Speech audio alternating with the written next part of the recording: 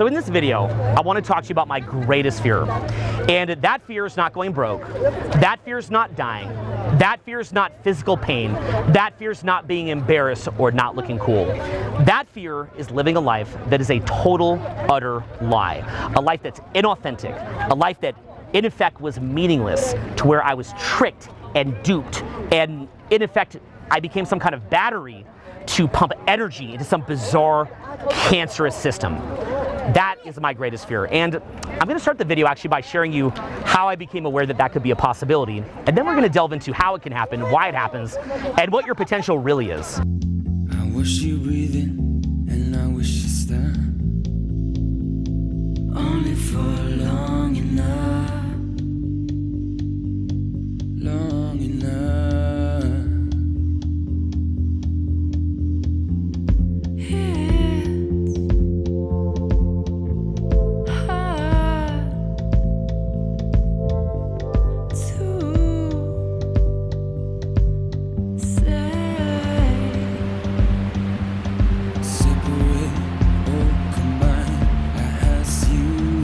So I see everybody here having fun, and isn't it amazing just see all the life around us? I love that. I live for that. But I can remember a time in my life that wasn't very happy. It was about 10 years ago, and we were in the economic recession. It was 2009. Economy was melting down, and of course, silly me, I wasn't looking in the media to learn about this, so I didn't contract my business to prepare for the recession. As a result of that, I went about $500,000 in debt that I really couldn't pay at that time. My business was not big enough at that time to sustain that. Well, right around that same time, I found out that I was having my firstborn son, Vincent, unexpectedly. And I also found out that unless you have maternity insurance, having a child is viewed as a pre-existing condition, and it's going to cost you about $50,000 to have a kid, unless you want to have it in a hospital that, you know, maybe not the most ideal place to have your kid, right? So I'm sitting there about $500,000 in debt from business, another $50,000 in debt from a child that's coming, not knowing how I'm going to pay for the kid, and in a state of deep fear, kind of like a drowning rat was how I felt. I felt separated, I felt terrorized, and I really didn't know what it was that I was going to do. So I make this plan that I'm going to create a new product, and I drive to Phoenix, Arizona on the last few dollars that I have. My payroll's overstretched, I don't know how I'm going to pay my team. Just completely terrorized. And in a state of deep fear, I actually go to Phoenix, get the footage that I need, and I realize I've got a fighting chance here. I can survive this. Maybe I can somehow get out of this. I think that I've got this incredible footage. Well, back then, funny enough, I was a novice with cameras, and I didn't realize I didn't have the battery plugged in on the microphone. And I shot this entire product that I needed, and the battery was out. So the footage that I had was useless, and I'd used my last dollars to go and shoot this. So I spiral into the state of complete depression. Okay, now look at everybody around here having fun, feeling happy. I would see people like that around me, but I felt completely disconnected from that, so scared, a state of terror, wondering how I'm just going to avoid complete, utter poverty, annihilation, letting down the people in my business, my team, and letting down my firstborn son before he's even born. So I go into fear and I get angry. I'm angry at my staff. I'm angry at the world. I'm so afraid, so much terror, feeling so small. And in that day, a beautiful day in Phoenix, when all my friends are there to support me, and I should be enjoying myself and trusting in the universe, instead what happens, I go into fear, and right as my friend Eric is taking a right turn in his car, I hear this pickup truck coming at me. I look up, I think, how are we going to avoid that? Boom! I get hit. I think, what a day this is. Right? I wake up, half unconscious, barely able to maintain consciousness, covered in blood, glass. I can't breathe. And this was honestly one of the scariest things I've ever been through in my entire life, because what happened was I thought to myself, I'm going to die. And I think I'm going to die. I had this epiphany that I cared so much, made such a big deal about the recession, about my son, who I would probably now never meet, and I had a lot of regrets. I realized that, and this is a bit funny to say, but I realized the only thing that matters in life is love and sharing and leaving a legacy of positivity, leaving behind something positive, that we're all one, and that the form to which we will return, there will be no separation, and there's nothing to fear. It was a near-death experience. It changed me forever. And so with the last little bit of breath that I thought that I had, I texted my friends. It was kind of funny, like, I love you. I texted my guy friends, love you, and they texted me back like, love you, bro, like, you know, kind of how guys can be kind of awkward. And I'm sitting there just, you know, thinking that that's it. And I thought to myself, I was tricked. I was tricked. A lot of my life was a lie. How did this happen? How did I get tricked? This was my potential. That mode that I felt, this was true. And there was maybe 3 to 5% of my life that was true. And the rest of it was just me spinning my wheels. It wasn't even so much bad. It just is what it is. But it was just pointless. It was this whole flurry of activity that had no meaning. Me feeling afraid, me feeling in competition or against people or angry or petty or slighted. And none of it mattered. All this worry and fear was for nothing. And all that mattered was the love that I shared. So in this video, what I'm gonna do is talk to you about how personally my greatest fear is not physical pain. It's not embarrassment. It's not being broke. It's living a life that is a lie. And I want to talk about where that lie comes from, how social conditioning tricks us into that lie, and how we can rise out of it to meet a truly incredible potential.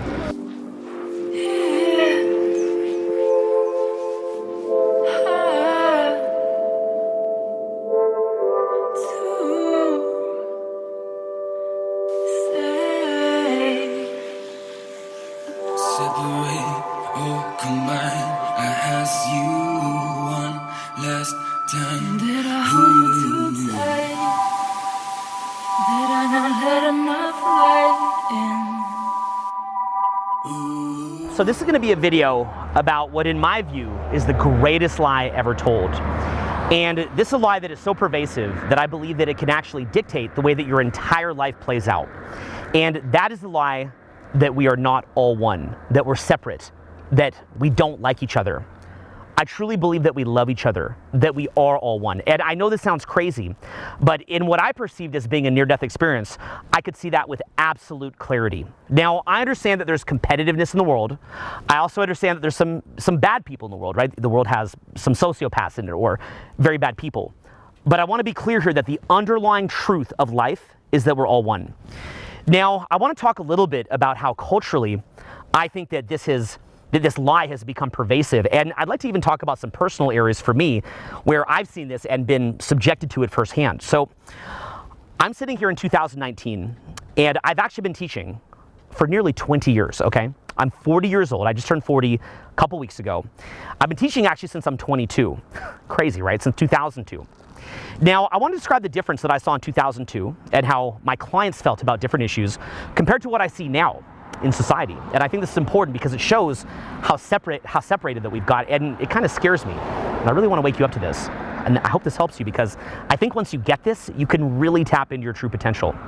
So back in 2002, if I were to say to my clients, who here wants to have a family someday?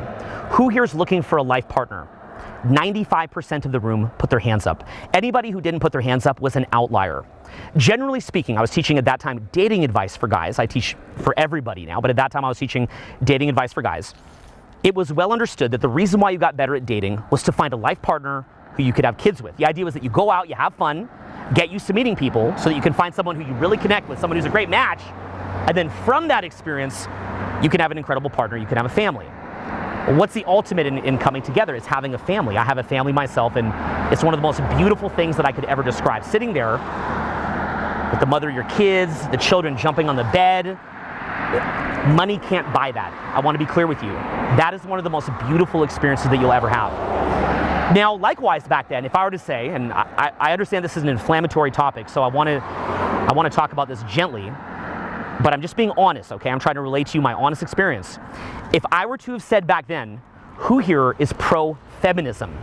Also, 95% or even 100% of the room in 2002, 2003, and for many years after would have put their hands up. And the reason why, by my understanding, is that we as a group were trying to elevate ourselves. We felt that we had challenges, and we also understood it's just obvious that other people have challenges, and we wanted other people to elevate. All of us have sisters, daughters, or many of us do, and everybody has a mother, and most of us have female friends, and we feel a concern for what they deal with as well, right? So there was a concern for what the opposite sex dealt with, and the basic idea in teaching dating was, again, to get better at dating, to become more attractive, meet somebody, to have a family, come together, and then from there, definitely being very pro looking out for what other people deal with. That was the general vibe back then. So fast forward that by maybe, I don't know, close to 15 years. And right around 2014, I remember I would ask the room, who here wants to have a family someday? And I would watch very few hands go up. And leading into 2015, 16, 17, 18, 19, I would see fewer and fewer hands go up, to the point that I would see people having disdain or derision towards having a family. And I was shocked by that. Now, I'm not there to judge anybody, but I would always try to talk about the virtues of having a family or of meeting somebody incredible and how to have a positive outlook towards that. Likewise, this was getting very crazy. And I really want to be gentle about this, but I'd like to offer added explanation. So I'd ask you to delay assessing this until I've fully explained it. I would say to people, everybody here is pro-feminism, right? And it got to the point where in some cases, I would see some people get so angry they'd run out of the room. And I'd run out after them. I'd say, what are you doing? What are you talking about? We're trying to improve ourselves. Everybody should be improving. And you'd see them becoming activated in primal parts of the brain, just enraged. And I couldn't understand. Now, these are people who I believe like women, but they had a personal issue towards feminism. Now, even as you're listening to this, given what I've seen in my crowds, I would imagine that before I even continue this video, there's going to be people pumping ideas into their keyboard, flipping out. Now, what I'm going to explain in this video is that I believe that is mainstream media conditioning. When you become anti-family, or when you don't care about the rights of everybody, not just yourself, I believe that you have been brainwashed by separateness and mainstream media conditioning. And I'm going to explain why, okay? Because when they have taken away from you your basic respect for other people or for wanting to come together, when they have taken that away from you, understand that you have been tricked. Understand that. Don't let them push you to that point. Don't let yourself be tricked. If you're feeling angry when I even bring this up, I'm going to make an argument here that you've been tricked and that you've got to shake that off. And by the way, everything that you're going to say, I've heard it all. So just bear with me for a moment. Now, likewise, if I were to look back at, say, 2002, and I'm going to show the other side of the coin here, there was movies that were beginning to be produced eventually, such as Hitch with Will Smith. That was talking about how a shy guy could meet a girl. And women absolutely loved that movie. They went crazy for it in large part. Likewise, you had a VH1 show come out about shy nerds. My mentor Mystery was in it, about shy nerds learning to get out of their shell. And every woman, or just about every woman I ever spoke to, or people in general, loved this idea of shy nerds getting out of their shell. The book The Game was the #1 seller at Amazon. It was a bit of a kind of out there book, but at least people, in the most part, kind of got behind this idea of shy young men getting out of their shell and trying to become more attractive. I realize that there's some kind of rage bait or clickbaity concepts in that book that people focus on, but in large part, and I was actually represented in pretty outlandish light in that book myself, but I don't personalize that. What I liked about it was just getting across this idea of a story of transformation, a story of doing better. And the whole idea of getting better at meeting people is so that we can come together. It's not to exploit anybody. Then as YouTube came out, there was a lot of prank videos, and there'd be different pranks of real life interactions, and stemming from the popularity of those prank videos that had millions of views, you saw different videos about dating come out showing real life interactions. And generally, my understanding was that the vast majority of people thought that was cute and fun. It was fun just to see people kind of getting out there and being quirky and kind of struggling through it, maybe having a couple successes and meeting people and creating attraction. It was all about people coming together. That was the general view at that time. It was about togetherness. Well, again, fast forward to 2019, and that same idea of shy nerds improving themselves has been represented in such a different light. The mainstream actually would look at you and say, he's some shy guy, just tell him to leave people alone, play his video games and rot. But I like to defend the weak. So I look at you and I think back to my case like that, and I don't think I should have died. I hope. I don't think I should have died. Well, because you guys don't, this is an emergency and you guys all don't see it. Here he's supported. What happens when he goes home alone? Look, he's barely laughed at a single joke. How do you, this has been pretty funny stuff here, if I may say so myself, right? So, at least some of it. So, if that's the case, if he can't laugh at that, what's going to happen when he goes home? Suck it up. You should just suck it up, man. Be a man. Be a man. Figure it out.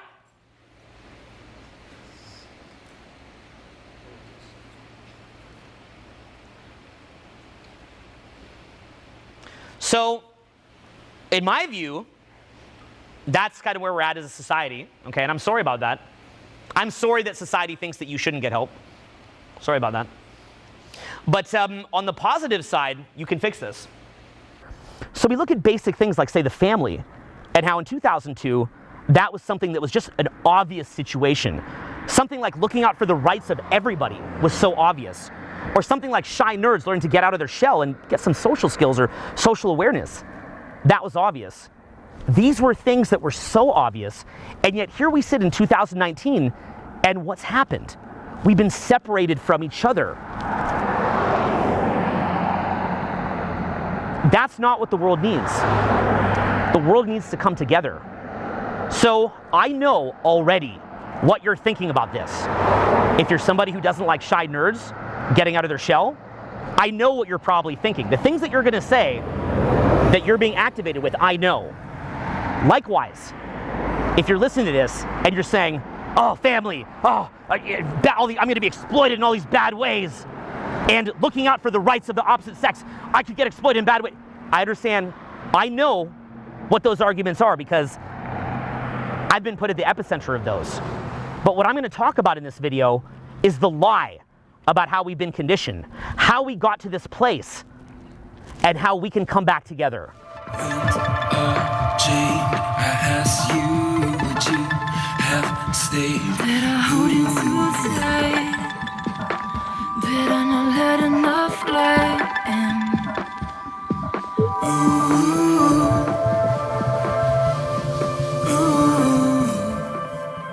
So I don't want to imply that back in 2002, everybody was singing Kumbaya and holding hands. There was problems back then as well. What I am saying though is that I'm seeing increased division now, and I want to explore why that is. And we're going to go in depth on this. And the main theme here being how it's blinding you from the truth of life and really putting a chokehold on your potential and putting a chokehold on everybody's potential. Because think how amazing the world could be if we could all tap into our potential, or at least do so to a greater extent. Now, you might not have heard that Yosemite actually had a huge forest fire. And that's why you're seeing some burnt logs around here. But sometimes with a fire, we can come back stronger, right? That the fire can actually cause the forest to come back stronger eventually. And I think a lot of this division that we have had, I think that we can heal that, and I think that we can come back stronger and with a greater appreciation for each other. And in doing so, actually hit incredible new heights. So where does this come from? Why does this happen? I've had a lot of time to think about this, a lot. I've been affected by it. I've had friends affected by it. And it's been, it's been crazy just to see this. I'm sure that, in some way or other, I could have contributed to it, although I've spent my life thinking about that. But I think I think you may well have. I think anybody watching this may well have. And I think we can put our hands up and say, okay, yeah, I might have contributed to this, but this isn't who I want to be. Well, again, if you don't want to be that person, where does it come from? I'll basically explain it like this. Most of society has been traumatized. Most of society has had to take hits of what you could call low vibration energy. Most society has taken trauma hits. That can come from the result of parents who carry trauma energy themselves and inject it into them. It can come from what people that are damaged due to each other. Unfortunately, we live in a dualistic world. There's high vibration energy, they call it in New Age circles, and low vibration energy. High vibration is about peace, sharing, love, expansion, giving, infinite, creativity, playfulness. Things are light, not taking offense, just everything's fun and expanding and sharing. It's abundant. That's the energy of creation. Then we have low vibration energy, dense, takes itself too seriously, easily offended, scarcity. Everything's a fight. Rather than being together like in high vibration energy, we're separated. We're the little me. If you've ever read Eckhart Tolle, The Power of Now, he talks about the ego and the little me and the delusion that causes. In Eastern philosophy, they call that, the dream of life. I think it's called Maya, whatever it's called. I've read so much I can't remember. But you see the main idea here. So unfortunately what happens, we live in a world where there's trauma energy. People get traumatized. Maybe some young men get traumatized because they felt rejected. You see young women and the host of things that happen to them that's disgusting and horrifying. And it's really scary stuff, right? And in many ways, that can cause people to act out. Now, if you see somebody acting out, if you knew their full story, you would have a different feeling about it. If a shy guy who was trying to improve himself, if somebody who was offended by that saw his full story, they could feel different about it. If somebody who was, say a young woman who was traumatized early in life and was kind of lashing out, if you saw her full story, you'd feel different about it. There was a movie about this, and I think it's too extreme, so I don't want to draw that as a direct parallel, but it was the movie The Joker. And that movie, The Joker, came at a very timely moment for our society. They call it the Joker. He's like the bad guy of Batman, but the Joker aspect that Joaquin Phoenix played, really that was just a way to get, butts in the seat at the movie theater, because it wasn't really a movie about the Joker. It kind of was, but really it was a movie about how somebody can fall through the cracks. That movie was so powerful because it showed the cocktail of things that can push someone over the edge. Everything from being traumatized as a child, certain aspects of mental illness, society not having a safety net, some, falling onto bad luck, and you just watch the downfall of this and how someone can fall through the cracks. I don't feel that most of the groups that I'm talking about, most people who I've helped or even people who have been frustrated with our content, I don't think that they're at that point. That's a very extreme. But it came at a timely moment. I think there's a reason why that was so popular. It's partly Joaquin Phoenix's acting is, I have to assume he's going to get the Oscar for it. If not, I'd like to see who's getting it. But it's also that we're getting to that point in society where we're feeling that, we're resonating with that. So what happens is that perhaps through parents, through rejection, through confusion, we get traumatized with low vibration energy. And here's the main key, is that to deal with that, we render ourselves unconscious. Let me say that again. We have trauma energy in us, and we can't just be present to the moment, okay? There's a book called The Power of Now by Eckhart Tolle. If you're not familiar with the concept of getting present to the moment, it basically just means rather than thinking about the future or ruminating on the past, you just allow your mind to rest present to the moment. And you feel happy automatically in the present. Even trauma from in the past that could have hurt you or things that you're worried about in the future, when you stay present, you can transcend that to a degree. So what happens though is that we struggle to get present because we don't know how to let go of trauma. And so what happens is that we're basically just, we go to work at some job that maybe we don't like.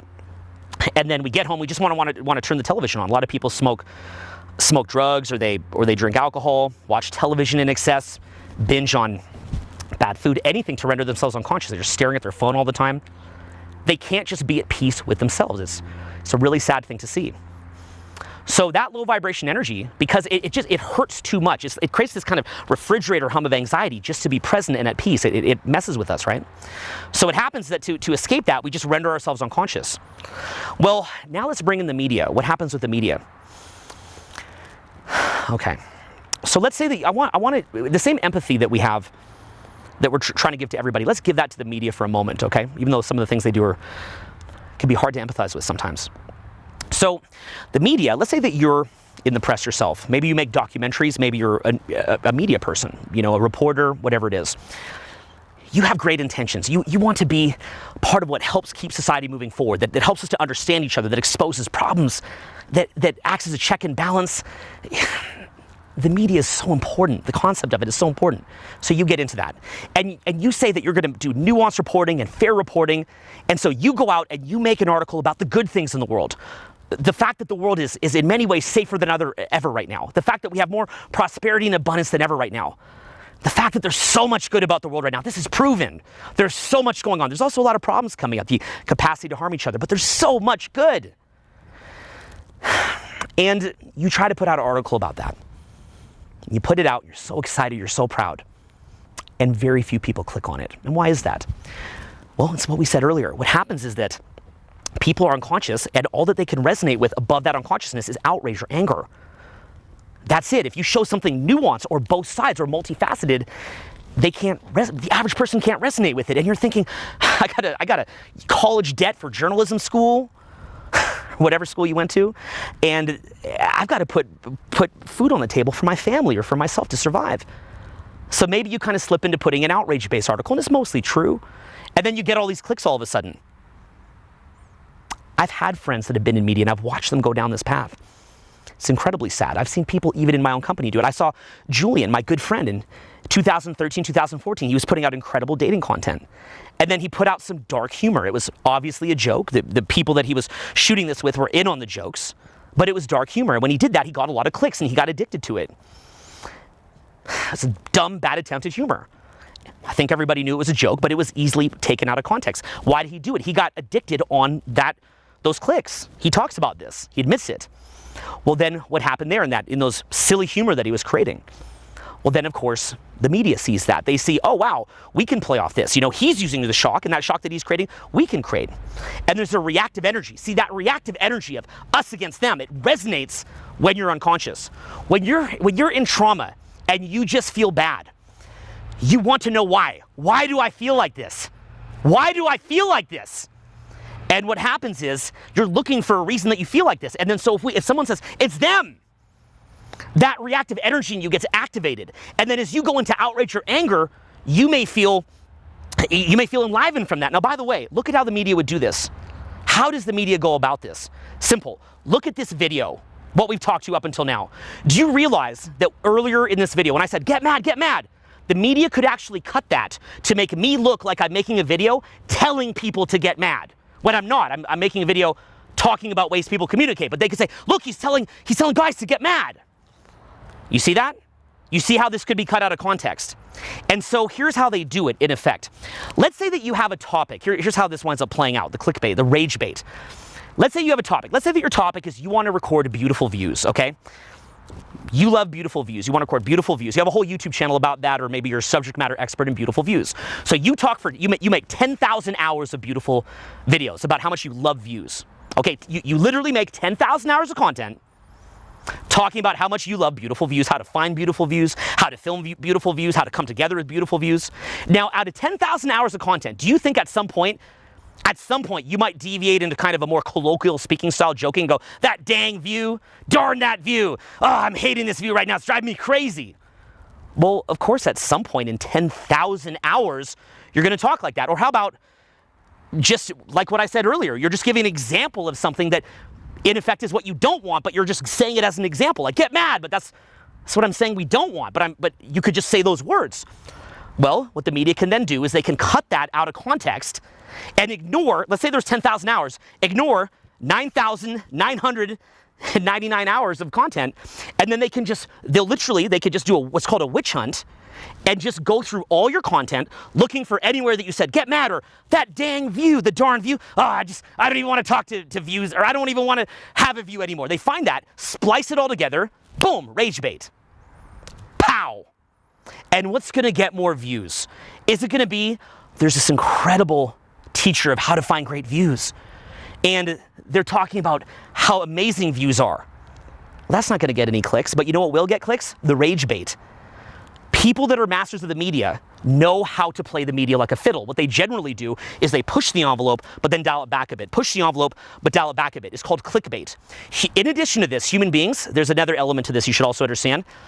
Evolutionarily, we are wired to want to be afraid of threats more than to see opportunity. Here's why. Let's say that you lived in prehistoric times. You're living in a cave in prehistoric times, and a tiger jumps out and tries to eat you. If you don't see that tiger immediately, you would die instantly. But if you miss an opportunity to eat, you'll still live another day to see the opportunity to eat. So that's why also the media understands that a fear-based culture, we're wired to look for threats and to avoid pain more than we are to go for pleasure, togetherness, or opportunity. So of course the media is not going to cover all the incredible opportunity. Think of everything the media could be covering. First of all, to be fair, if the media wanted to cover what is really a threat, it would be, my understanding at least, perhaps I'm wrong, correct me if I'm wrong, would be heart disease, cancer, diabetes, strokes, processed foods. I mean, think about this. The media will cover some bizarre threat that is not even an issue, and somebody's watching it getting afraid while pounding down processed foods, drinking alcohol, and smoking, which will kill them.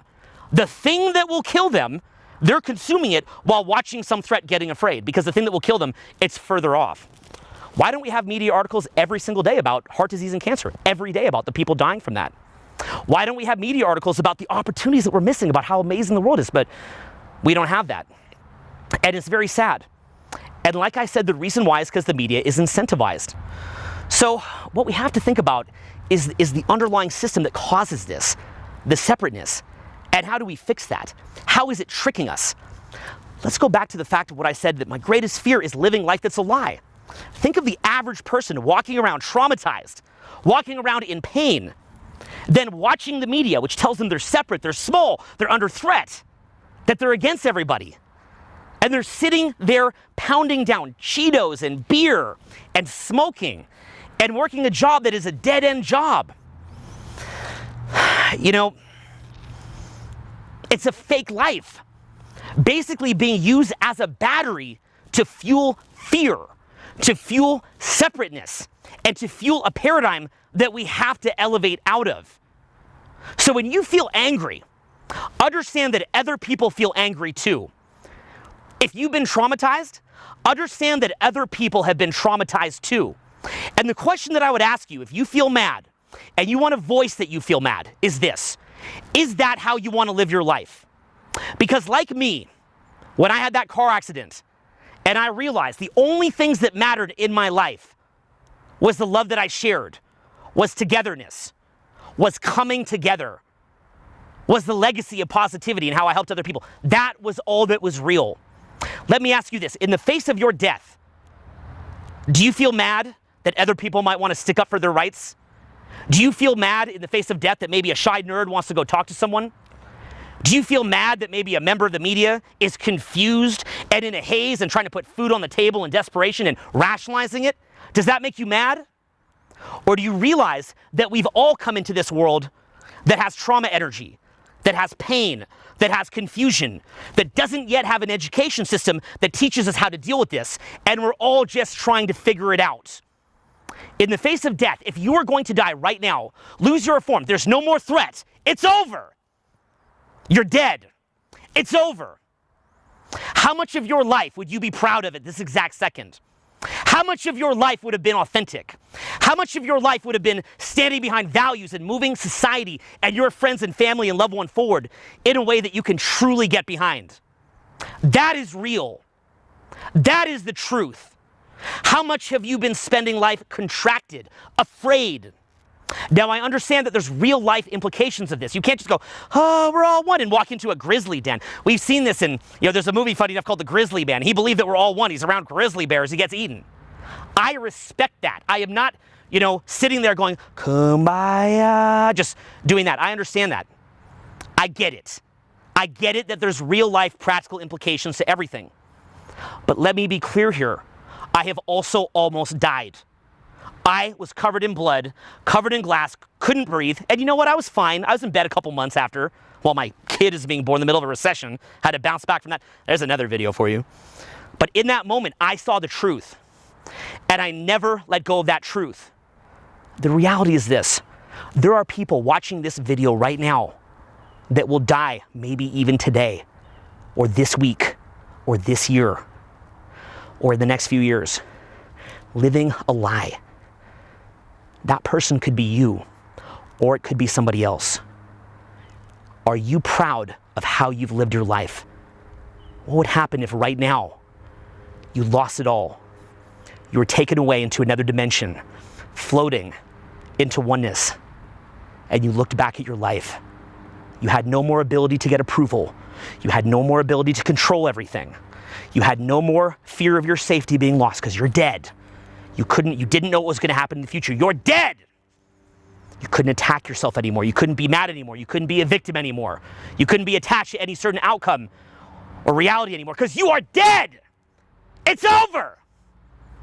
Another great clickbait for the media to cut out of context. But you see my point. Imagine if you knew right now that it was over.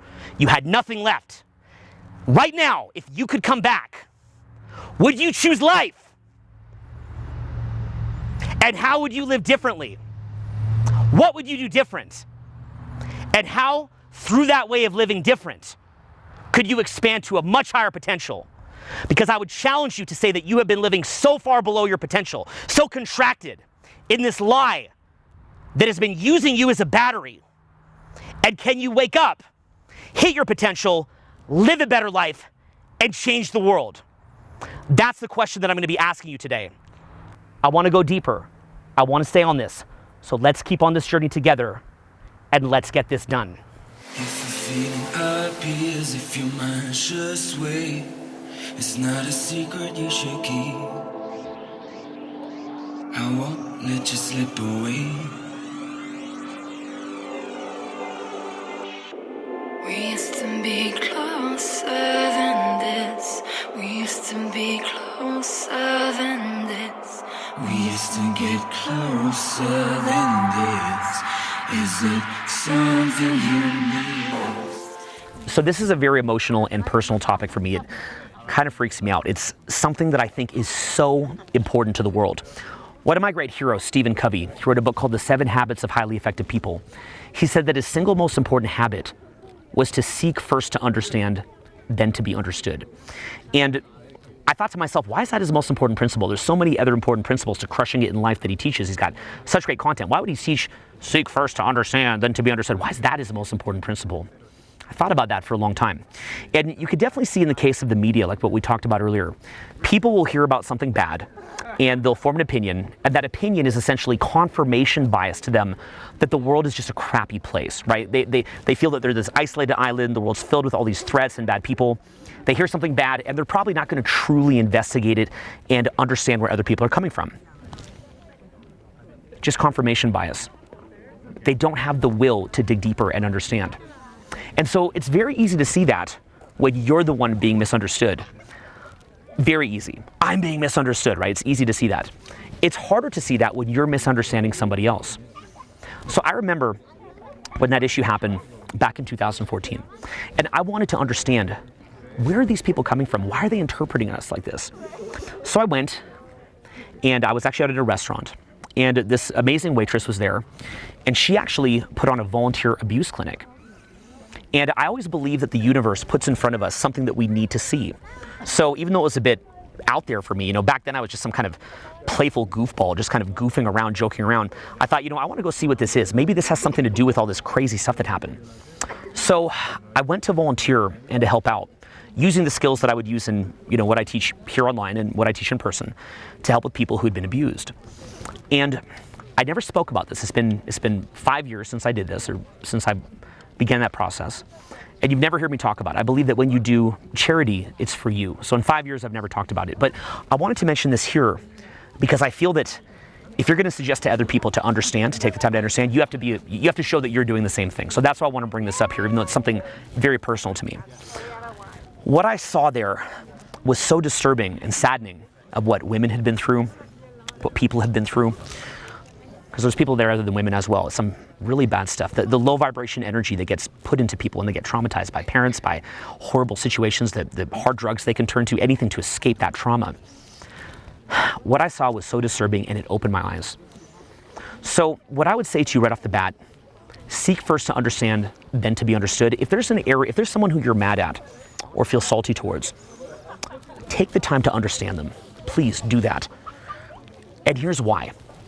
I thought a lot about Stephen Covey and what he was saying about seek first to understand, then to be understood as being his most important principle. And I realized in my near-death experience that what it is that if you don't take the time to understand outside yourself, you will be living an inauthentic life. I started this video by saying that my greatest fear is not some violence against me or reputational harm or losing money. My greatest fear is living a life that is a lie. Now, let me talk a little bit more about separation and fear. And I feel like I've tried my best to stay as objective as I could be here. I've done my best. But I'm going to get a little bit into the subjective world, into opinion or speculation. There's a lot of speculation in spiritual circles, or even in conspiratorial circles, about why we're in this matrix of fear and separation. Now, part of it is just biology. It's evolution, survival of the fittest and whatnot. So let's not ignore that. Let's not go too far down hippie land and ignore that. Let's acknowledge that. I've made countless videos about this, but let's look at a different side of it. There's a number of different reasons why this could be the case. Part of it could just be simple consumer culture. If you keep everybody feeling like an isolated island in competition with each other and insecure, they'll buy a lot more products. Just a marketing aspect. You could also look at it that it's sort of a cycle. People have trauma. They're not willing to look at media that isn't fear-based and separate and creating separation. The media responds to that, which then pumps more fear into them, and it becomes a cycle. Remember, it's not just the media's fault. If you're the media and you're trying to create articles that people will read, you're being incentivized to do so. So it's a cycle, right? It's a cycle that we need to break out of, in effect. So that's part of it too. Some people also believe that we live in a lower spiritual realm. And there's a lot of speculation around that. And this idea that we have to see that we are all one as a way to elevate. Now that's very, very out there, okay? And I have other videos talking about it. I'll refer to them here below. But there's a spiritual side to it. And some people that are conspiratorial even believe that there are entities that actually feed off of fear, literally trying to provoke fear in our universe or in our realm that we live in. And they're trying to play us off of each other so that they can feed off of that fear. You might be surprised that I would bring that up, but I've definitely had experiences where I felt like I was being somehow led down a fear-based path, and it's almost like something was feeding off of it. And I've seen some very, very bizarre things down that realm, but we could just leave that for another day, and that's sort of up to speculation. But let me ask you this. Regardless of whether or not it's fuel for consumer culture, a cycle that, between, kind of ping-ponging of reactiveness between the media and people, right? If there's a book called Reality Transurfing by a guy named Vadim, look it up online, the translation's from Russian. He talks about the pendulum, how the pendulum feeds and goes back and forth. Whether it's that, whether it's some kind of incarnate entity feeding off of fear, like a battery, whether it's part of our challenge in our own spiritual journey, whatever that is, do you want to be a battery for that? It's so tempting to just play the us versus them game and not understand, but that's not authentic. And the consequences of doing that is that it further reinforces this kind of paradigm of the whole me against the world, that people are bad. And again, no matter how you look at the world, you're going to find evidence of it. If you want to believe that there's bad people in the world, you're going to find it, because we do live in a world of competition, evolution, adaptation. You're going to find that. And that's one element. But I've explained this in another video. There's also a parallel reality, the energetic reality, where we can actually find a win-win. It doesn't have to be a win-lose. It doesn't have to be a zero-sum game. We can find a win-win. And that's what I want to draw your attention to. Now, if you allow yourself to be used as a battery, remember, if you're even still angry about anything that I'm talking about being open-minded to someone else's perspective, realize you're being exploited as a battery. It's a fake reality. And what is that going to do to you? Well, I've had plenty of time to consider that. And back in the day when I used to go out and work on my social skills every day, and I still love to go out and work on my social skills, I would feel myself in the little me. I'd feel afraid of the environment. I'd feel like I had to somehow overcome it. And it destroyed my social skills. It made it where I was always on edge. And it made it where I had to have every little trick in the book in order to socialize with somebody. As later I came from a more collaborative frame instead of a competitive frame, I would just relax, talk, be authentic, be genuine. And I became more humorous. It was easier to come up with humor and wit off the cuff, great stories, ways to relate. My energy was vibrant. I wasn't afraid anymore. Rather than me sucking in energy, I was emanating energy. That realization that we're one takes you from being a black hole living in a fear-based world to where energy emanates from you. And ironically, at that point, you move into a different paradigm. What a different paradigm means, it's like a chick hatching out of an egg, looking up into a new world. Suddenly there's a different set of rules. Now, as we move up in our paradigm, it's like Russian dolls. The old paradigm is still there. There's still elements of the old paradigm, but we do what's called integrate and transcend. Integrate and transcend means that, yes, we still understand that we live in a physical world, we get it. But at the same time, we can also find a new paradigm that we live in. And as we move in that new paradigm, there's a new set of rules. For somebody who's a black hole of energy, well, they're going to need every trick in the book to get by and say a social interaction. But when you're emanating energy, because you've changed your paradigm, all of a sudden you may need 50 times less. Maybe just a fun way to initiate a conversation and a cool direction to take it in. You see that? Likewise, if you're in this competitive frame, you're in this black hole frame, you're sitting there trying to come up with a business idea, and you're limited. Your consciousness is limited, and it's always a struggle. Versus if you expand your paradigm, it becomes an offering, and you tap into an entirely different realm. So understand, do you want to be a battery in fear and live in a false reality? Or do you want to open up, have empathy, expand your self-concept, merge into your reality, have more to offer, and live a better and easier life, offering love, peace, and joy? Or do you want to stay in fear and be that battery for whether it's a media system or a evolutionary system, whatever it is, and just creating reactive energy and pumping the pendulum and speeding it up? Some people have suggested that through the media, there has been a shift in politics even, to where the different sides of the political spectrum are so angry at each other, it could initiate conflict. Is that what this is supposed to be about? We're supposed to take the time to understand each other, to respect each other, and understand that we share this planet. You yourself, if you're a man, you probably think about your forefathers, but do you ever think about your foremothers? Do you realize that, my understanding is half or something like that, I'm not clear on this, of your ancestors were women? You have nipples. What does that mean? Likewise, if you're a woman, do you ever think about your forefathers? What does that mean? If you're on one side of the political spectrum, do you truly want the other side of the political spectrum to just go away? Is that what you want? Do you not want to be open-minded and expand and learn? We need to be talking to each other, but it's scary. Out of everything that I've been through and all the crazy things that have been tossed at me, I can tell you there's never been one single case of a genuine person reaching out to me to say, what's going on? It seems like a lot of people actually like what you're doing and are touched by it. What's going on? How come? What's all this rigmarole? What is this? But nobody's done that. For me to even try to understand what other people were thinking, I had to kind of just do it privately in a little group. I felt like if I even did it publicly, it would be misinterpreted as some kind of PR move.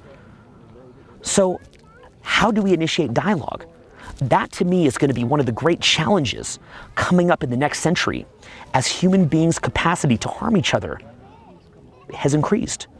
We need to come together, not just for the thriving of our own species and planet, but also to live an authentic life, to be expansive, and to become all of what we can be.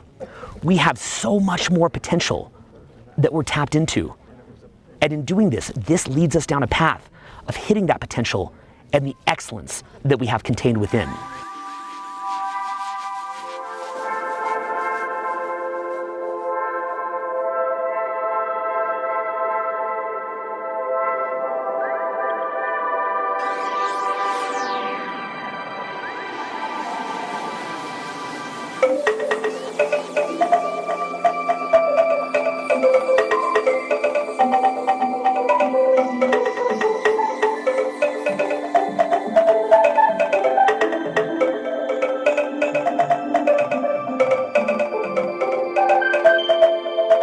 I would ask you, to end this off, to consider how much all this bickering and smallness, pettiness, is really what we need to be focusing on and what you need to be focusing on, versus how much of it is a distraction from your true potential.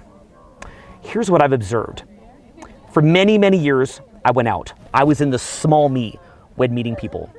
And I walked through the fiery hell of seeing how that felt. It didn't feel very good. It was only when I began to expand, not just be trapped in my mind, but expand, that life started to get better for me. And I started to see a lot of potentials that human beings have that we don't even know that we have. There's so many important issues that we need to be thinking about to make the world better. But also, let me ask you a question. How much time have you spent focusing on petty slights or being competitive, how you're being perceived, gossip, nonsense, diversion? How much has our modern cultural conditioning sucked you into a vortex of missing what is important in life? So in my case, when I believed that I was going to die in that car accident, my great regret was that I'd been fooled. I'd wasted my life. And I didn't even see it necessarily as a bad thing. Like I mentioned, I just viewed it as pointless. It was neither bad nor good. It was just pointless. It is literally just spinning your wheels in the mud. So I would end by asking you to audit your life right now. What percentage of your thinking is petty, pointless, and will mean nothing upon your death? And what will be meaningful to you upon your death? You can build the greatest business in the world, an empire, and someday that's going to be gone. You could be a YouTuber or making videos online, posting those videos, and someday those will be gone. Maybe there'll be new technology. Maybe everything will be done in 3D and virtual reality, and your old little videos, nobody will care about them anymore. They'll be the equivalent of leather scrolls that people look at in some snooty museum, don't actually enjoy, but pretend that they like it to feel cool. Maybe that will be you. Maybe there'll be a technological collapse. And then everything that you've built will be gone. You could build an empire like Rockefeller, and eventually that comes crumbling down. You put so much focus and effort into things that you think have meaning, and it's meaningless. That was my regret. I thought about every project that I got mad about. Every time that I was all wound up over some business issue. Every time that I'd had a breakup and felt so bad for myself and upset and feeling frustrated, annoyed, or taken advantage of. I thought of all the times that I felt like a victim. All the times that I made someone into being the other and against me, when really they were going through the same parallel journey that I am, but somehow I made them different from me. And I'm not going to tell you that I don't fall back into that now. But what I've found is that life is a journey, and we can fall into that. But rather than using that to rationalize more and more crazy behavior, we've got to look at that and say, wait, that's not me. That's not who I want to be. This is a lie. And the more that you can align your behavior to what you're really going to care about when you die, in my view, the better off you're going to be. Because when you leave this world behind, what's going to move on?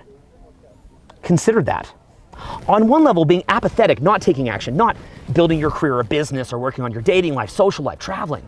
On one level, that's apathetic. That's not the solution to life. The solution to life isn't just to sit there meditating, cultivating your spirit in the present. For some people it is, by the way. I actually believe that. But I don't believe that for the majority of people that's your path. What I believe is that life, it's a lot like what people would talk about in an ayahuasca journey. I've never so much as smoked weed before, actually. But what I've heard from people who have done ayahuasca, they feel that life takes them into their deepest fears. And it rubs in their face. It shows them who they really are. In my opinion, what life is about, truly, if we're being honest, is, yes, giving you some wins, having some beautiful trips, great moments with friends, maybe physical intimacy with someone you care about or having fun with, having epic moments, winning, being the champ. Life's about that, of course. That's awesome. But that's a part of life that spiritually renews you. But another big part of life is actually the losses, the frustrations. It's having bad things happen to you and showing you how you're showing up, who you really are. In many ways, we go through trauma, and this is sort of a weird one, but we often seek out people who will re-traumatize us. We'll get into romantic relationships or business partnerships or friendships with people that will re-traumatize us from an earlier trauma. Why do we crave to be around people who might re-trigger us? Why do we crave to be in situations that could re-trigger us? Because part of our journey is to heal from those traumas. Part of our journey is to heal. That healing is both done individually, but also collectively. We need to heal as individuals, and we need to collectively heal. That, in my opinion, is going to be worth so much more. The purification of the spirit, the improvement that you go through the ups and downs, that's what's going to matter to you. And in that process, as you purify from within and become expansive, what's going to happen is you have more to offer in the physical world as far as legacy. You're able to socialize better, meet people better, make better business decisions, of course. But in addition to that, you will have more love to offer to the world. And when you die, and your existence is but a fading memory to the people who care about you, and then slowly but surely, they fade away, like many people that have lived here behind us. And like this world will do someday, and this entire galaxy, is my understanding, will end. What love will you have offered to the world? What meaning will your life have had? Yes, enjoy life now. Go for it. We live in a physical world. Adapt, evolve, overcome, break challenges, build, have a great life. But also understand the larger purpose of you being here. Don't lose sight of that. You're more than what you think. You have greater potentials than what you think. You have the capacity to heal, the capacity to help others to heal. There's abilities that in release and presence you can tap into that you don't even know you have right now, and that are being hidden from you and distracted from you. Like in the David Chappelle Bush skit, we're going to Mars to distract you from what's really going on. How much of what you're seeing and focusing on is a distraction from bigger, far more important questions? Imagine a media, and we're not there yet because we need to change our paradigm. It's going to take time, and I hope we get there. But imagine a media that would talk about red alert. Look at the opportunities that you're leaving on the table. Look how awesome the world is. Look how great life could be. And imagine a world where people resonated with that. But we always talk about a positive media. But the truth is, if the world is ready for that, we'd have that by now because there'd be incentives for it. So rather than complaining to them, doesn't mean to bend over, but rather than complaining to them, change yourself. Be the change that you wish to see in the world. And as you expand, you're going to find more happiness. Your social skills, dating life, ability to make money is going to expand. The small little you that's always clasping me, that's not effective. That's not you at your potential. Think about the fact that probably 99% of your thoughts are sitting there focused on yourself. You're in a conversation waiting for your turn to talk. Or when someone talks, you're saying, how does this affect me? I give you this video now. How does this affect my life? But what is the point of life if not a genuine life? If you're sitting there just trapped about in your head, trying to fulfill biological drives, I'm aroused, I'm hungry, I'm cold, I'm hot, I want to feel good, my ego wants to look cool, and just spouting back social conditioning that you've never really looked at, or buying into hatred and separateness that's been pumped into your head by social conditioning. How is that living at your potential? Oh yeah, it's about me. I'm selfish, so I'm going to do better. What if right now you were present to the moment? What if you weren't wasting and burning mental capital on things that didn't matter? What if you're joyful right now and that joy was a foundation to take massive action? And for you to be able to say public speak, you could public speak off the cuff, even with nothing prepared by just tapping in. You could come up with incredible business ideas. You could foresee trends. You could understand better. You could look at the world. You could come to a place like this and really let it in, absorb it, and perceive it. Your palate for really enjoying life would be improved. So many of my friends that build huge businesses or get jacked in the gym or they get really good at dating, they're miserable. They're in a distraction. Other people take the opposite track. Rather than making an ego about how great they are, they make an ego about how much of a victim they are. And how fun is that?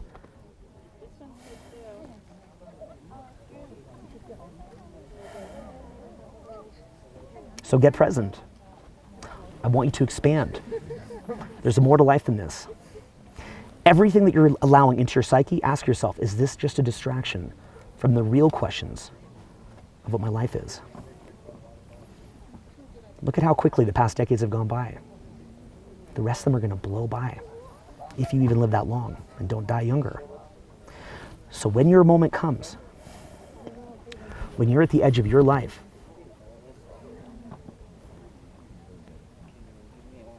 what are your last thoughts going to be? How are you going to feel about it? And as you dissolve into nothing, what will your existence have represented? We've got a lot of work to do. The future is worth preserving. And human beings, we truly have the capacity for greatness. We can get there. We've got to get there together. We've got to be more than what we are. And there's a lot of selfish reasons to do it, because you can be a lot more effective like this, but it's also going to matter a lot at the end. So I've had a beautiful experience here in Yosemite, and I come to a place like this to share it with you and to inspire you. And thanks for being here with me. There's a lot more to come. We're going to keep going. The journey continues.